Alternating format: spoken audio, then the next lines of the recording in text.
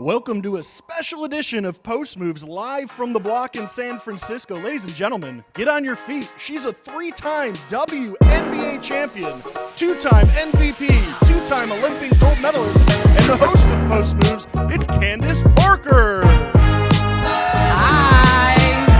Hi, everybody. Thanks for joining us.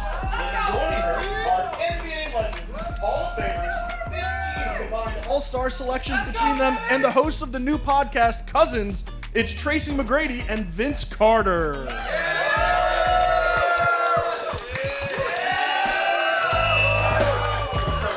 up? Hey, what's everyone? That's all. Come on, give it up for him. Come on. What's up with it? Yay. Yes. All right. All right. How's everybody doing? All right. Just checking. Good. We heard some of you guys were here at 7 a.m. Good for you. I was just rolling over. The other side at 7 a.m. That boy's getting ready for the first day of school. Yeah, the clothes laid out. He's ready. Ready. All right. Well, what's up, everyone? Obviously, you can see we're going to have a lot of fun today. Welcome to a special live episode of Post Moves presented by NHTSA. Man, shout out to NHTSA, first of all, keeping us safe and warm. It's warm in here. Yeah, it is. The sound of a seatbelt is one of the most important sounds in our car. It means everyone is ready and everyone is safe. Make it a priority. Buckle up every time. Hear that sound and make it a habit. Paid for by NHTSA. Okay, I'm Candace Parker, and today I'm joined by VC, aka Vince Carter, and Tracy McGrady, aka TMac. If you have been living under a rock, you now understand I have Post Moves. They have Cousins because they're cousins. And if you don't already, tell your mom, your friend, your cousin, your best friend to follow us on all socials at Please Post do. Moves and at Vince and TMac.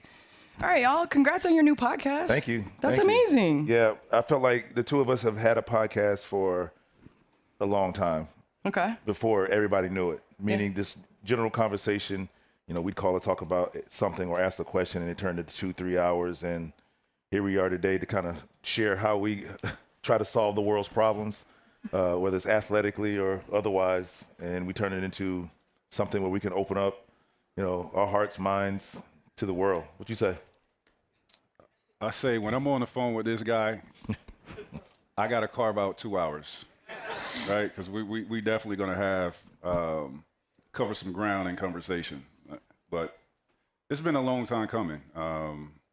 We had these discussions many of nights, and we talked about doing a podcast, and it's, the timing of when we were talking about it just wasn't right. But when we did sign on a dotted line, it was perfect. And, I never thought I would be doing a podcast at all. But, I'm so happy that I found somebody that I found joy in having conversations with and sharing that with our fans. So here we are.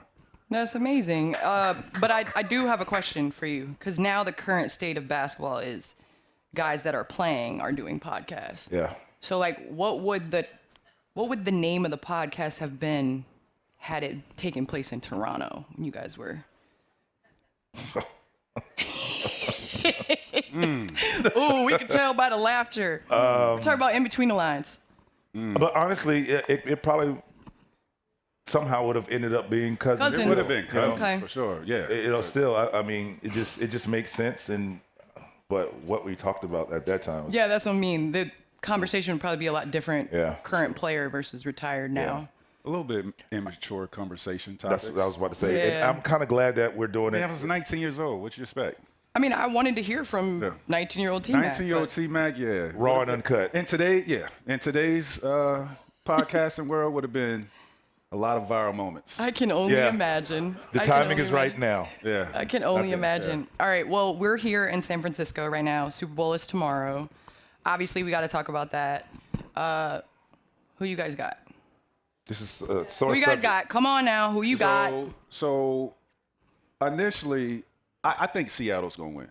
I do. I do think Seattle's going to win. But I'm a little, upset on what I've been seeing in this Hall of Fame with Bill Belichick and Robert Kraft being, not elected into the Hall of Fame. I got one clap. With the Brady jersey. I don't know if he's partial or not. What are you gonna do if they don't allow Brady in? The world will go crazy.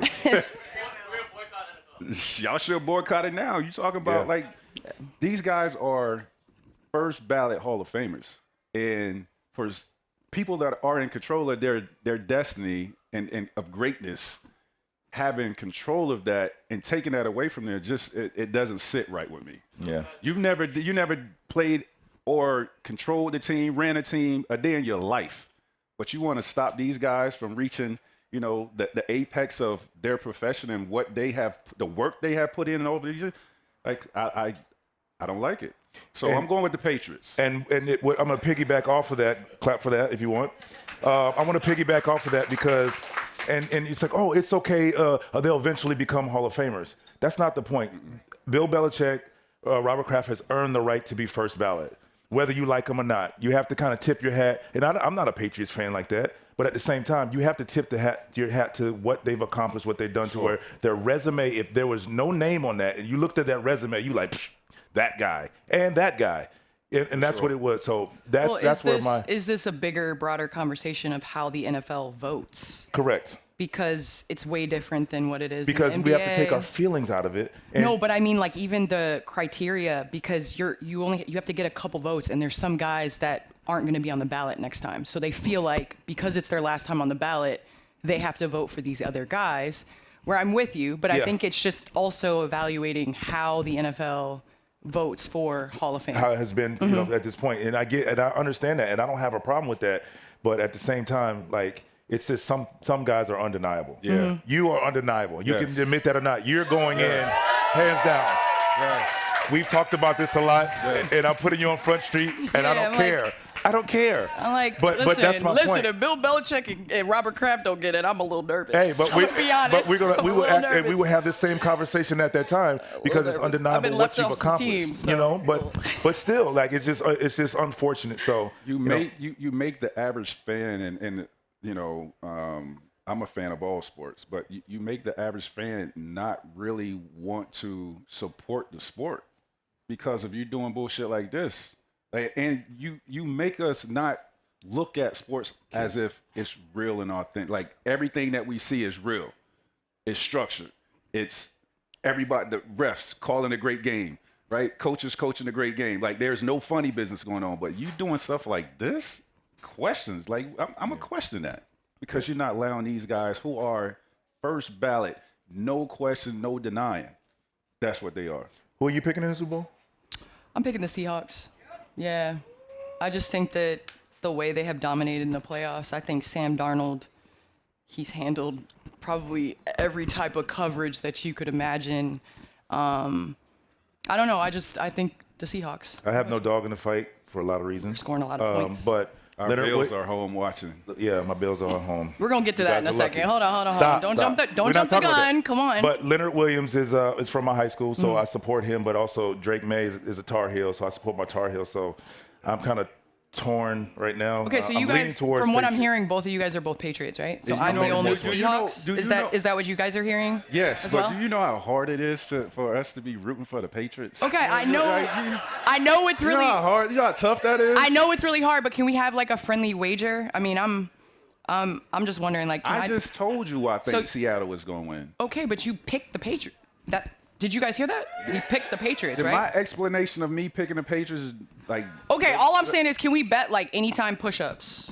Do you guys do that? Anytime do you know what that means? So here's the thing, right? Wild. So if I roll up to Vince and he is in the airport and I see him and I'd be like, you owe me 3 anytime push-ups, and he got to get down and do push-ups. So if Seahawks win, yeah. No? Yeah, that's fair. I ain't agreeing to that. Okay. It's not 30 at a time. While they babysit their answer. I said yeah. Oh, you're in? Let's go. Come on. All right. Gatorade color is another thing that is heavily bet on. Yeah, that's crazy. So what's the Gatorade color that's going to be dumped on the Seahawks when they win? I say purple. I agree. I'm a grape guy, and yellow. We're in. I'm gonna go yellow. You going yellow? I'm gonna go orange. I'm going orange. All right, I'm going red. I'm going red. Red all over the way. All over the place. But red Gatorade on clothes that's awful, bro. That is bad. We all know that if you spill red, like you might as well throw that away, especially if you got a white T-shirt on. So let's go red. I'm going. All red. right, so for those of you that don't know, I'm a Bears fan. This year was unbelievable as a Bears fan, honestly. We came up short, but I have belief in Ben Johnson. I have belief in Caleb. Obviously, Komet and Loveland. How could you not love this team? So obviously, what is delayed is not denied. So I am going to predict right now that the Bears are going to make the Super Bowl in LA next year. So I'm going to be able to be at all of this next against year. who? I don't know. That turns us to my next point. You all are both minority owners of the Buffalo Bills. We've had conversations about this. What's that like? What are game days like? Have you done a tailgate? You guys have a new stadium that's being built that's ready for next year. So, like, can I get some free tickets? Like, what? I just want to. Can we? Free tickets? Depends on how these push-ups go. Dang. Think about that. I think it's been a cool experience. You know, when I became a professional, I wanted to always own have a piece of a franchise, whether it's basketball, baseball, football. And the Bills opportunity came around. Just the timing was perfect.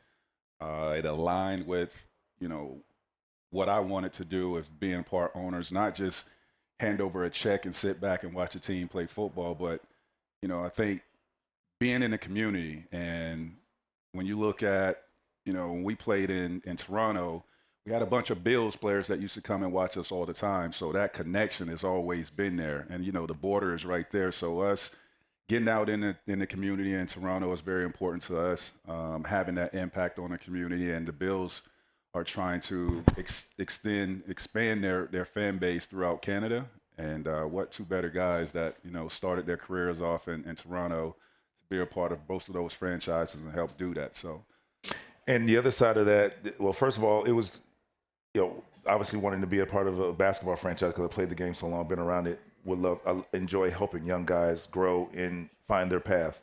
To get a phone call from him about the opportunity, and I was like, okay. And, you know, we didn't really know. I mean, I didn't really know what that would manifest to until we met with the Pagulas and got that opportunity to go to the preseason game in Jacksonville. And I remember sitting in his office, and we're talking, and he's like, I would like to move forward if that's okay with you. I was like, yeah. Think about this. We've never met this guy, right? We've never met him. We walk into his office and just have a brief conversation. And he allowed us to become owners. He asked us if it was okay with us. We were like, no, if it's okay with you. Because we were in months ago. And that's just how great he was. And I tell you, just getting, like I said, getting the kind of experience. It's one thing seeing Bills Mafia on TV. It's another thing being a part of it, walking through it and seeing them operate in action. Like, that is next level fandom. Some of the things that they do, you know, with the table, I'm not in. He said he's going to jump in the table over into a table. It's not my thing. It can't be -3 degrees, though. That's the problem. Yeah. It's too cold out there. I'm not. You're drawing the line with that. But it's been a great experience. I've known Josh a little bit through golf, and, you know, I think, like you said, not just writing a check, but they allow us to kind of interact with the guys, have conversations. We've been through ups and downs of sports. We understand the ins and outs of sports, from back-to-backs to injuries to, you know, tough losses of that's your fault, that's not your fault, and how they allow us to to integrate ourselves with the guys and have conversation. And it's been unreal, because at first they were like, yo, go ahead and do what you do. And now, you know, hesitant, because like, here we're basketball guys coming in, and how do they view us? And, you know, as players, sometimes do we accept just outsiders, if you would, that's not in our sport? They welcome us with open arms. Yep. And it's been a fun experience. And every trip that we've gone on, or, you know, even at home or on the road, like we were in Jacksonville for that game, that playoff game. It was insane. But just to be there with the guys and watching this dude lose himself in the locker room. I don't know if you guys remember Josh Allen's speech. And he's tried to call, well, prior to Coach McDermott's speech, he's trying to get everybody to shut up so he can talk. Well, the reason why was because this guy here was in the back of the locker room yelling, dapping up people. You know, he was very respectful. I'm juiced up. Yeah, but it was just cool to now see ourselves. And I think we pinch ourselves. And I look at him and like, you're a freaking owner of the Buffalo Bills. Who would imagine us as basketball players? That's So it's pretty awesome. It's amazing. Amazing. Well, I know you all are the poster children for being able to transition from being able to transition from playing basketball for as long as we all played to then now living life after basketball. A lot of us have been led the path of broadcasting, investment, you know, all of those opportunities. I think a lot of players struggle with that because they wait until the end to prepare. How intentional were you about building the next while you were playing?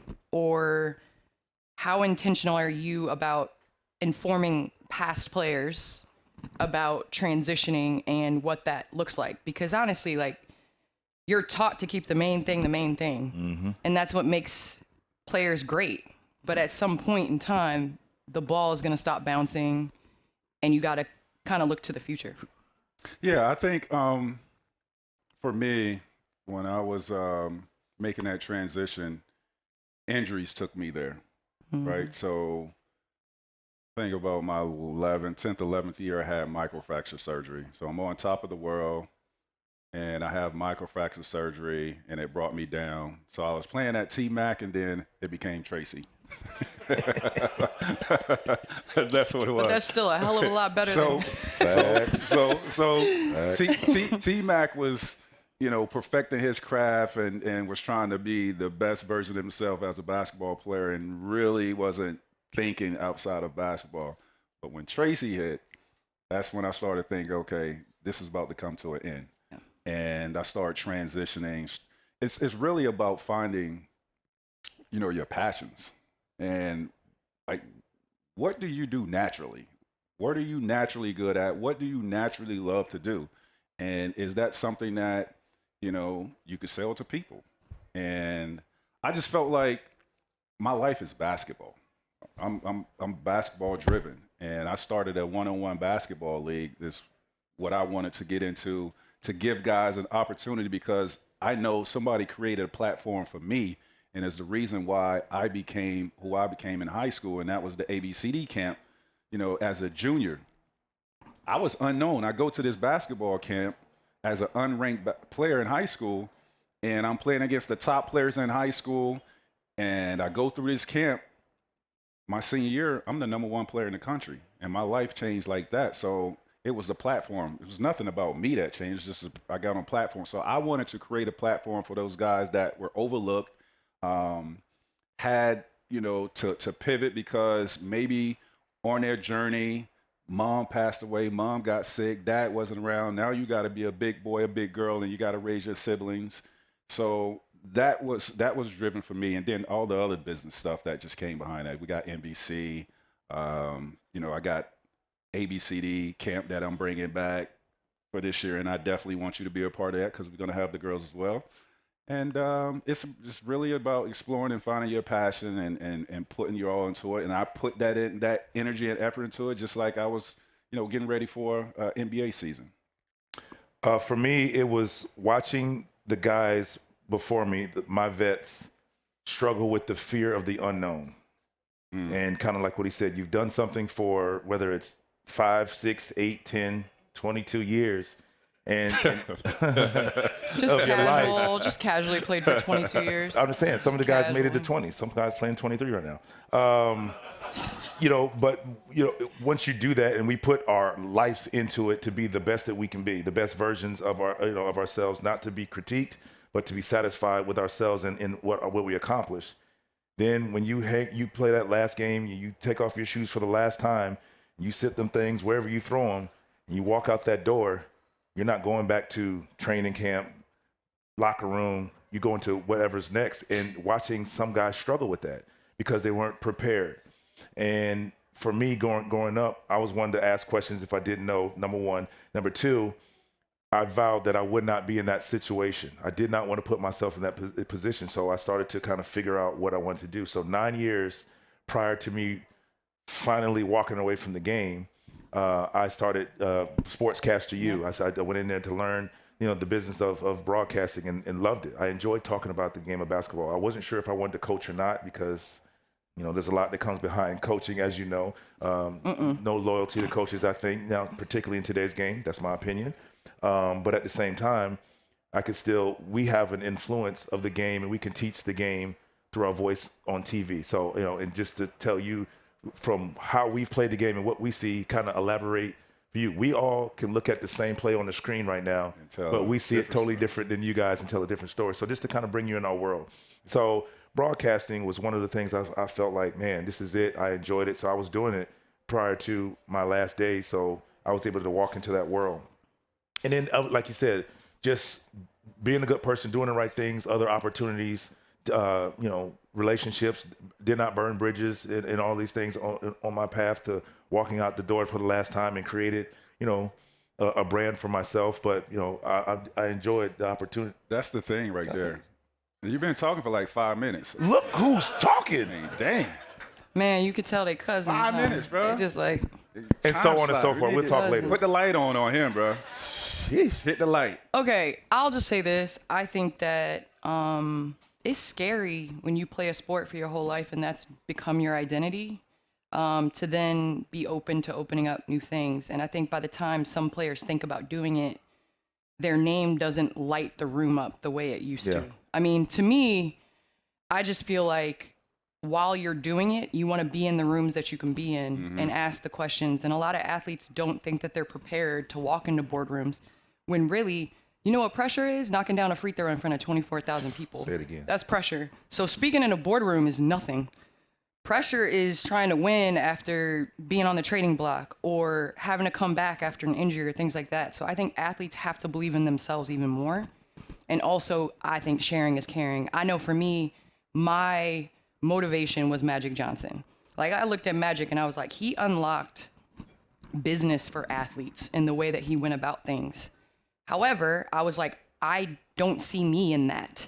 So like, let's create that and let's open up more doors. And so I just love the fact that I'm able to have conversations with my big brothers about business, about next moves, about investments, because I think athletes, we're a team sport, so we're used to sharing and caring. And so I hope we do more of that. And that was I think one of the biggest challenges though athletes have, and I'm sure you guys can attest to this, if you don't have the right team, that's the hardest thing to find. You got to have the right team that supports you, right? And if you can't find that, then you're really going to be someone that doesn't get those opportunities, doesn't elevate your brand. And for a while, that was me. I was with an agency and I was doing all this stuff, working. I was going back and forth to China. I was getting opportunities, but it really. Do you know how many wasn't. Tracys are in China? Just so you know.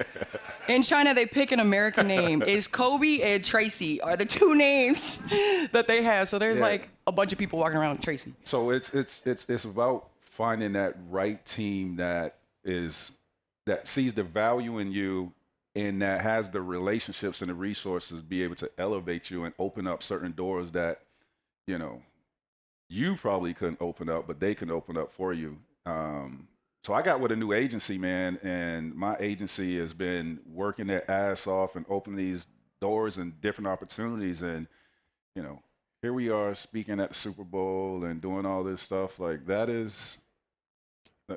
say this real quick. For the biggest thing for the young generation coming in, like they have all the money in the world, but like once you walk away from it, like how do you help that grow for generations to come in your family? And your willingness to sit down and have the conversations, your willingness to sit in when the NBPA would come in, when they would come, the NBA would come or WNBA would come into our locker rooms and talk about life after basketball. Your willingness to listen.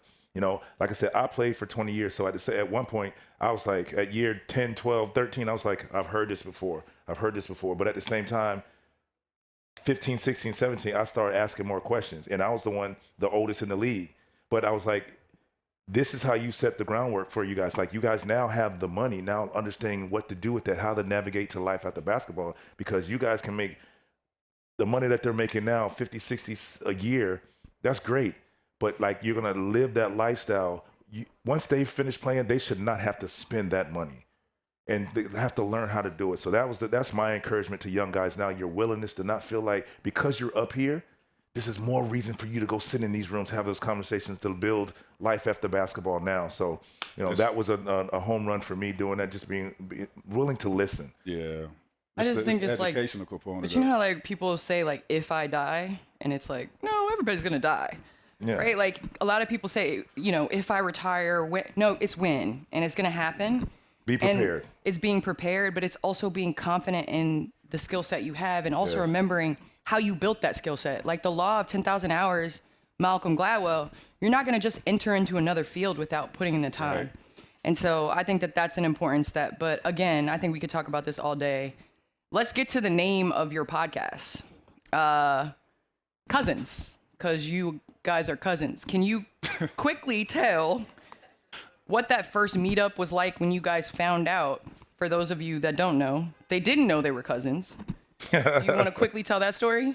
Short version is basically going through high school, playing for Team Florida. I'm the older cousin, and he was playing on the younger group. Would admire and see Tracy playing. You know, would get there early to watch him play. He would stay late to watch me play. We move forward. Tracy comes out.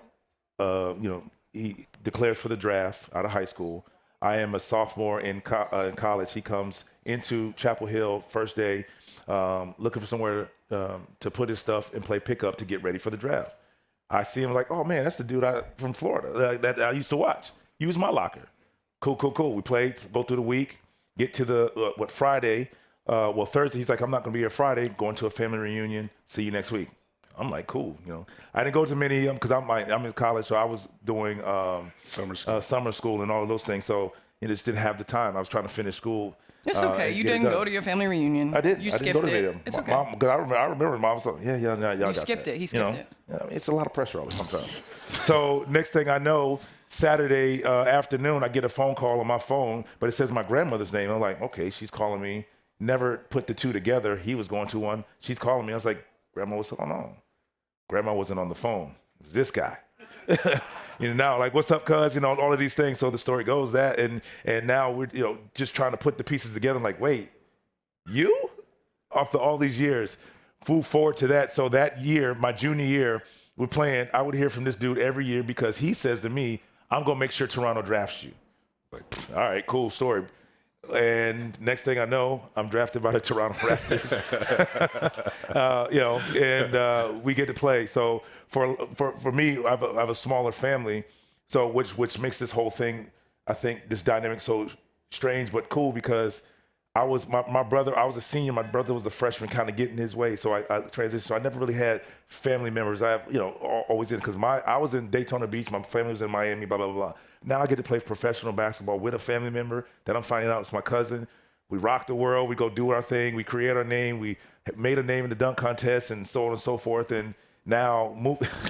Yo, do it one time for the people. One time for the people. One time for the people. And here we are, 25, 30 years, 25 years, 20, 25. 25 years later, we're now teammates again, doing all these wonderful things and just trying to, encourage people. Like you said, you just never know. Stay the course and love on your family. You find that best friend, you can make it work. Like, this is easy. Podcasting is easy when you're with people, but like we get to go into business together and it's always, you always want to find people you can trust when you're trying to make your move in life. Well, good thing Tracy went to that family reunion. We would never know. This is the truth. The grind of the league is something a lot of people don't understand. All of us have had moments in our career where one decision could have completely changed the trajectory of our careers. So real crossroads moments. With that in mind, it's time for Crossroads, presented by NHTSA. The sound of a seatbelt is one of the most important sounds in our car. It means everyone is ready and everyone is safe. Make it a priority. Buckle up every time. Hear the sound. Make it happen. Paid for by NHTSA. All right, when you think about the moment you decided to leave Toronto, because see what we doing there, the crossroads. Did you get the double entendre? Did you see that? All right. What factors mattered most to you at that time, and how do you feel about that decision now? I mean, obviously looking back, I could sit here and say, yeah, I wish I never left. But what people don't understand is Grant Hill was my teammate. like this was one of the baddest dudes on the planet. In Orlando. Yes. Yep. He was my teammate for 4 years, but unfortunately, he had, prior to our season together, he had the ankle injury. He just never got healthy. But so looking back on that, I'm like, yeah, I should. You should give the analogy, the real analogy about the girlfriend, the crush. But I'm getting to okay. that. But I'm not going to use that. Why not? What Toronto was great. up against, he just told you the story of us playing AAU basketball together. Well, what he didn't tell you, I used to drive every day to pass the Orlando Magic arena.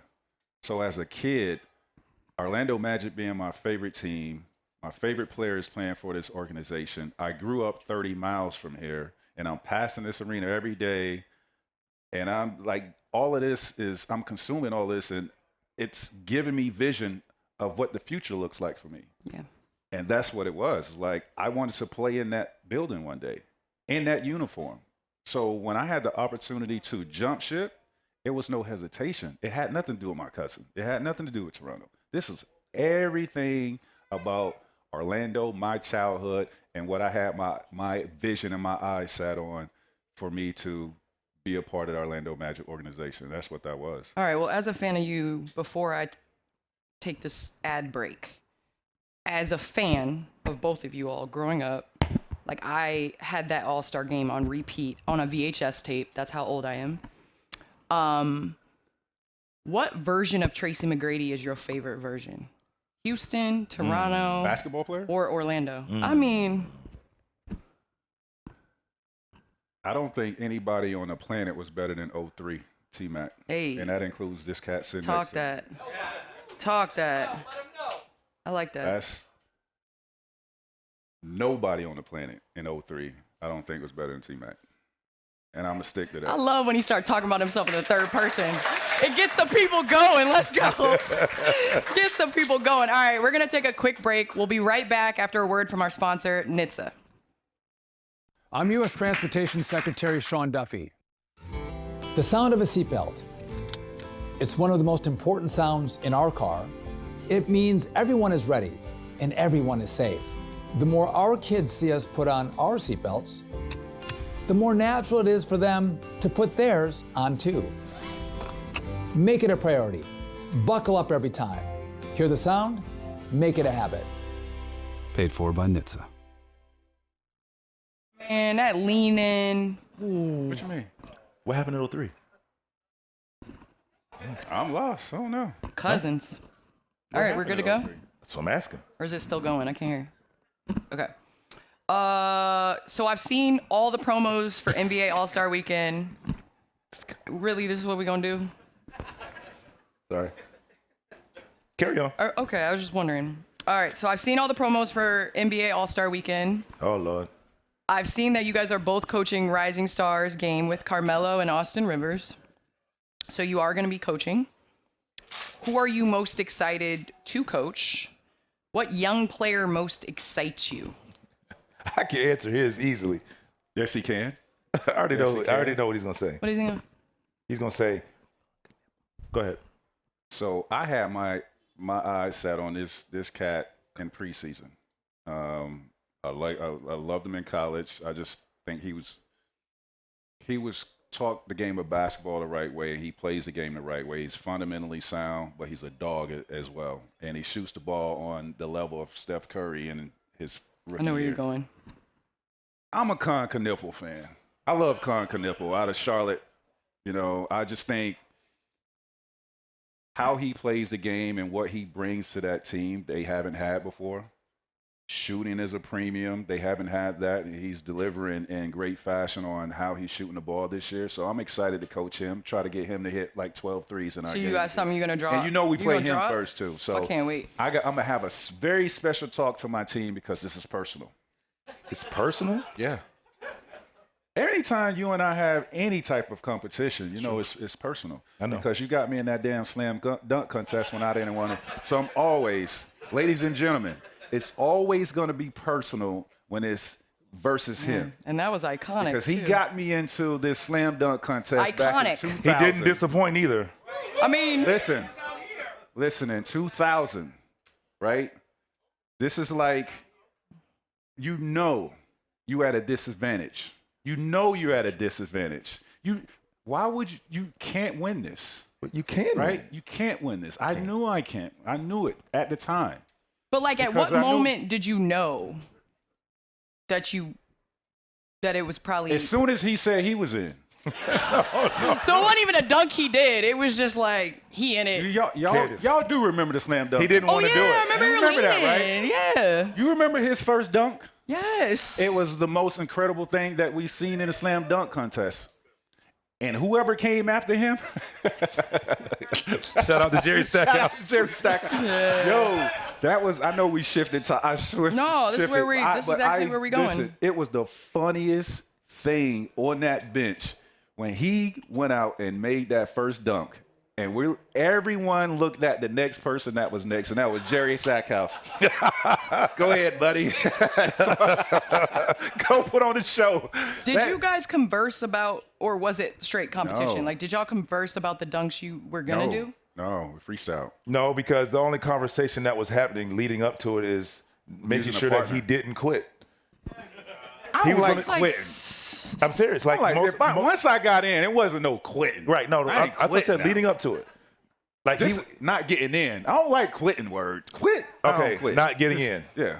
Backing out. Backing out. Yeah. Okay, fine. Whatever. That was the conversation. Whatever synonym you need to use. You're right. He did not quit. But you wanted to not get enter. Not enter. Not enter. Yeah, let's use that. Okay. a couple of times. And I'm being asked by our producer to move it along, but I'm gonna ask questions as a fan because I was a fan in 2000. Why? They got specific questions they want to hit? No. I'm saying we having a conversation with our I like it. folks. We having a They want to hear about the slam dunk. We trying to hear that shit. Talking about moving along. Hell no, we good. Okay. I'll say this real quick to add to that. Right, So the biggest thing to that, about, like you said, leading up to it was that, if you know the story, that our car from in here in San Francisco, we couldn't find our driver. So he was nowhere to be found. I don't know. But we talked to some player had their driver who was missing because he took us over to Oakland. And by the time we got there, we missed our practice.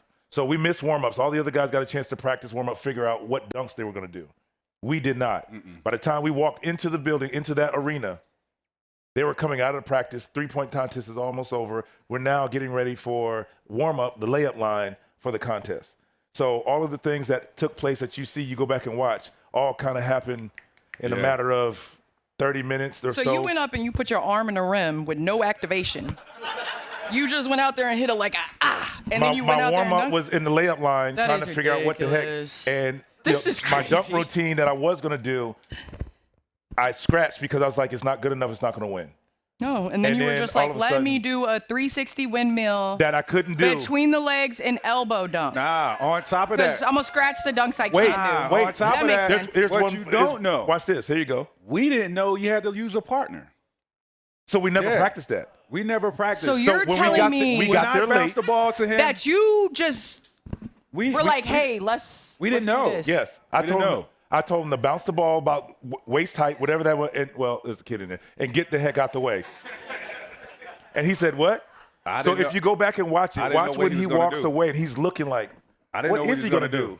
I had no clue. I was shocked, just like everybody, the millions and the 20,000 that was that was present. I was shocked, just like them. Because I didn't tell him what I was going to do. I said, bounce it and get the hell out of the way. Get the hell out of the way. That's what he said. That's what he told me. I followed instructions. It was one of the most amazing dunks. And I told this on the pod, but I'm gonna say it again. I was so excited about being there. Everybody asked me if I was nervous. Like, no, I was more terrified being his partner because we didn't practice and messing up the bounce for him. Because if I gave him a bad pass, he went in and missed it. So considerate. What happens? You guys look at me funny. So I was terrified of the bounce. He's like, bounce it here, I'm gonna catch it. And, you know what he did. But like, that was dunk it. That was no. I didn't care about that, but I didn't want to mess it up for him because I knew what he could bring to the table. Okay, well, dunk contest, 3-point contest happening this weekend. Obviously, I think you two are part of the reason why it's ruined. No, I don't mean to be like this, but honestly, I had never seen. I went out to my little 9-foot hoop in my driveway, and I went out and put my arm in the rim and had bruises all on my arm the entire time trying to dunk like that. I had never seen that. I had never done that before. Okay, and I'm saying the fact that you just pulled that right before is even like more a good incredible. idea in the moment.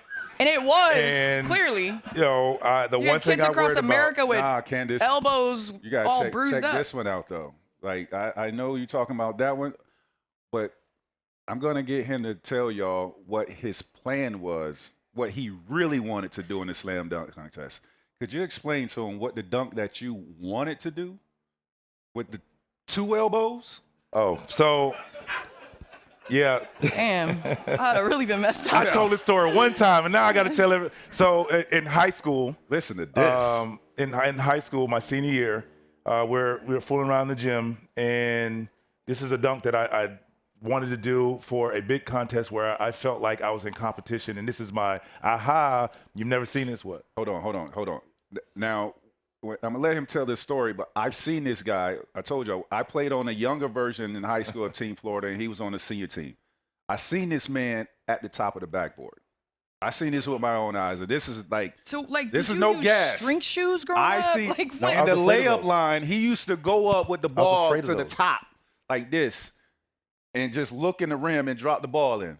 Now, because you could not dunk. You couldn't dunk. You couldn't touch the rim. That's how old we are, so you're not allowed to touch the rim dunk. So I used to just jump up there and be like, boop, like some ice. Now tell the story. So tell the story. So yes, I could touch the top of the backboard in high school. So we're going around there just trying to figure out different things, just jumping up there. We used to jumping up there, touch it. So in my mind, I was like, okay, I would go up to the rim, jump up, put both elbows on the rim, and then come down and dunk it.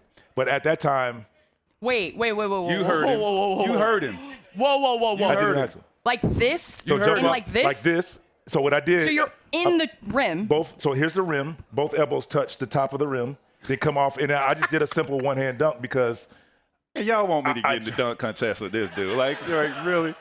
But I've been seeing this since high school. That's why I was so hesitant about getting in the slam dunk contest. So this is my second time ever telling the story. Literally last week, my first time. So the second time, because I just.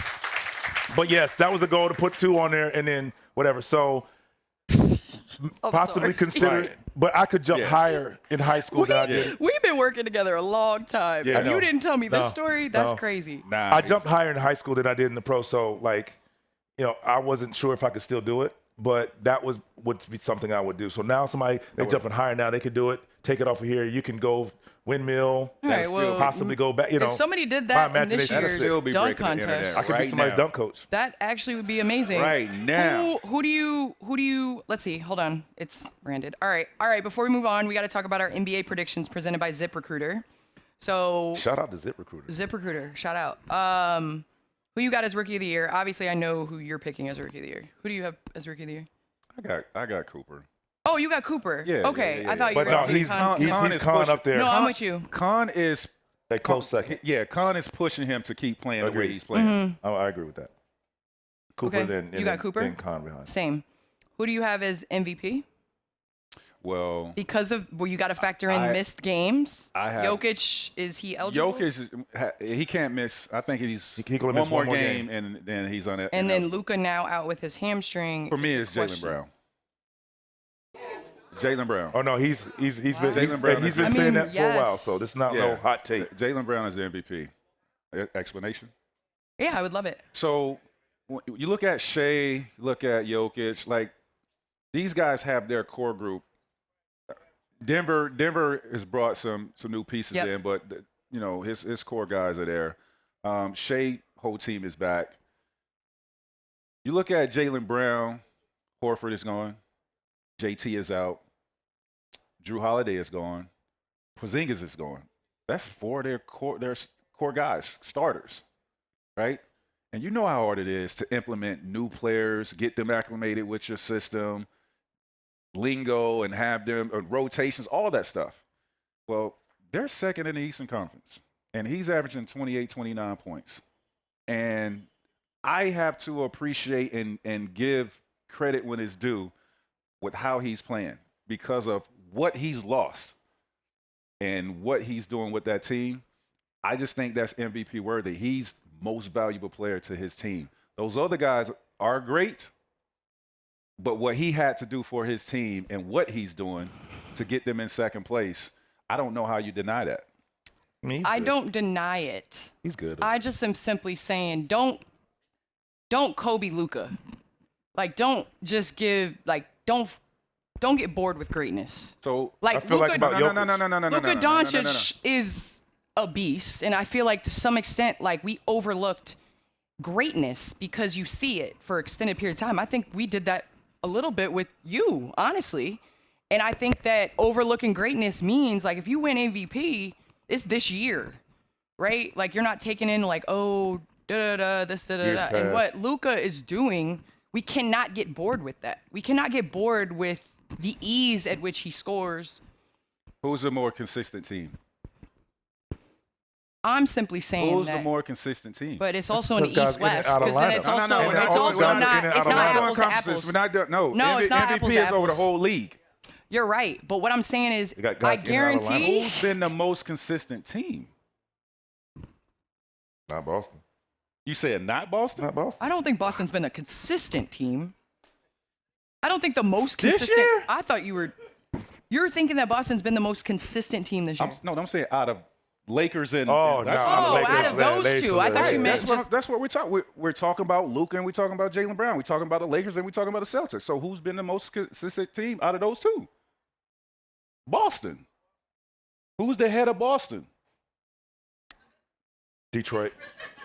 I don't hear nothing. It's quiet in here. Detroit basketball. No, it's fine. And Cade Cunningham deserves, the Because conversation if that's the too. criteria, then you would go with the best player and the best team. That's what the Finals MVP is for. No, I'm talking about the but he's not on the MVP. best. He's not on the best team, though. No, but what I'm saying is that, like, Luka isn't either. But I feel like Luka, that engine, like what he does on a night in and night out basis, I'm not I think denying people that. take for granted. I do No, want to we're say not. this. I think we have to do a better job of not moving the goalposts of the definition of MVP. most valuable player. Like, what is that going to mean consistently?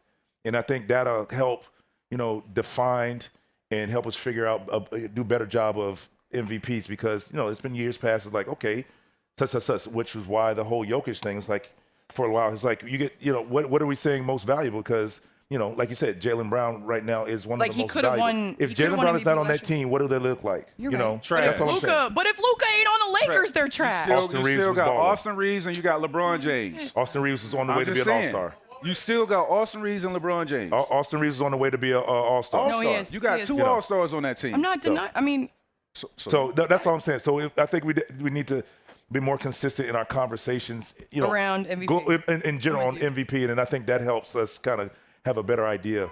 Is All it right. most valuable or most popular? no, I'm in Or agreement best with player, you. you know. I think we could argue about this forever. Finals, who's meeting in the finals? Denver, Denver and who? Detroit. I think so. I think Detroit. You think? I do. Okay, so you're not a believer in OKC anymore. I am. I just like Denver better. I just like Denver. I'll say this. I want to see a Denver OKC Western Conference Finals, and I think I want to see a Detroit. Knicks. I want to see Knicks again. I want to see Cleveland? Knicks again. I want Who to see said that Somebody said rematch. Cleveland. Who said Cleveland? The floor is yours. The floor is yours. Somebody said Cleveland. Who? Who said It Cleveland? doesn't matter. Oh, there he is. The floor is yours. I'm gonna leave that alone. All right, cool. All right. I'm gonna leave that but alone today. I'd like to see a Detroit Knicks, I think. But Yeah. I think a Detroit Boston right now would be pretty good as well. So, but Detroit Denver, I like. I look at Denver up against OKC. You know they took them 7 games last year. Yep. They had some injuries. Denver, that is. You bring in Tim Hardaway Jr., who's playing the best basketball of his career. Cam Johnson hasn't been healthy, but I think he's and Aaron back. Gordon is. Aaron Gordon is in and out of the lineup. Christian hasn't been Christian Brown. consistent. And you got Valanciunas. And look at what they're doing right now with all that out. So when Jokic goes out now, you don't have that precipitous drop-off to where, you know, your offense is stagnant. Now you got somebody you could play inside and you can put him outside. I love Denver's team.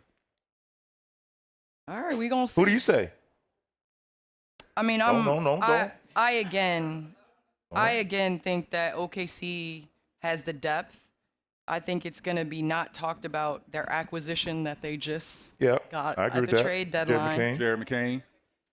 Yeah, McCain, I think, is going to bring a different type of presence he to definitely them. is gonna do that. And I do believe, like, after you win a championship, that lull happens. It's just they started off so well and so out in front that now I feel like you're getting that championship hangover a little bit. And I want to see them, like, the beginning of March. I want to see what they look like. And that's the beautiful my thing about point. them is that they understand what it takes to get there. So that's kind of the advantage they have. Denver, most of the guys in Denver, but that entire OKC team understands when it's time to actually play playoff basketball. It's not like, okay, this is what it's like. We know what it's like. That's the one thing with Denver. You kind of, some of the guys, not all of them, but some of them understanding when it gets deep into playoff time. So, but I think Denver's going to make sure their guys are healthy for playoff time. Yeah. How far do the Lakers make it? It all depends on the matchup. It's like asking softball I questions. think maybe? with them it's matchup. Yeah. Whereas Lakers, like, when you look at the teams that are ahead of them and a couple teams behind them, they're the worst defensive team. Athletic teams yeah. give them Right? Athletic teams I give do them like- trouble. Defensive team. I So- do like, you know, obviously shooting is a big topic of discussion. I do like the Well, needs that they were addressed during Yeah. They got to. That's how I feel about Detroit. Kennard. Yeah. No, Detroit. That was a good pickup. Detroit got better. That was a good pickup. Like, But, Detroit is yeah. playing chess Dare I right say, now. one of my former Kevin Hurd is my former teammate. Oh, man. I played long enough. Yeah, That was, imagine that. Damn. Yeah, exactly. But I think Kevin Hurd is a great pickup for them. Mm-hmm. Now you have two shooters. You have shooters in your starter, shooter in your second unit. He can also play some defense. He can run the floor. He can play some points. Yep. So K doesn't have to have the ball. He can be a scorer when you Yep, need him to be. off the ball. Denver's scary, man. Hey, I ain't gonna lie. Last night I came in this room. It was cold as shit. It's hot as heck right now. Okay, well, I'm that's a burning good up. that's a Wait, it good was transition. nighttime. Man. It was night.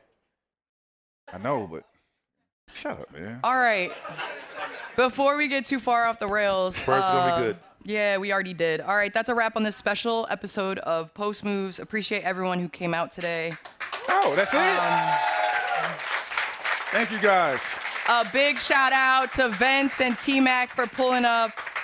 And obviously, thanks to our partners at NHTSA and ZipRecruiter. Make sure you subscribe on YouTube, wherever you get your podcasts, and follow us on socials at @PostMovesShow. That's 2 S's.